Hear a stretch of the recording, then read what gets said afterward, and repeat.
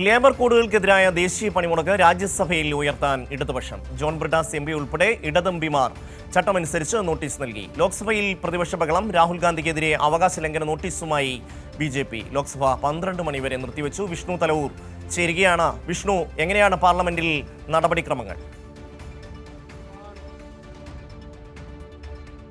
ഷമി, ഇന്നെന്തായാലും ലോക്സഭയിൽ വലിയ തരത്തിലുള്ള പ്രതിഷേധം തന്നെയാണ് പ്രതിപക്ഷത്തിന്റെ ഭാഗത്തുനിന്നും അരങ്ങേറിയത്.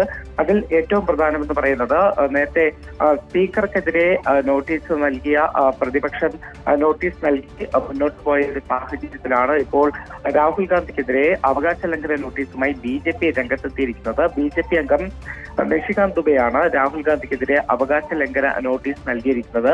സഭയെ നിരന്തരം തെറ്റിദ്ധരിപ്പിക്കുന്നെന്നും അടിസ്ഥാനരഹിതമായിട്ടുള്ള കാര്യങ്ങളാണ് രാഹുൽ ഗാന്ധി പറയുന്നതെന്നും ചൂണ്ടിക്കാട്ടിക്കൊണ്ടാണ് രാഹുൽ ഗാന്ധിയുടെ അംഗത്വം റദ്ദാക്കണമെന്ന് ആവശ്യപ്പെട്ടുകൊണ്ട് ഇപ്പോൾ BJP അവകാശ ലംഘന നോട്ടീസ് നൽകിയിരിക്കുന്നത്.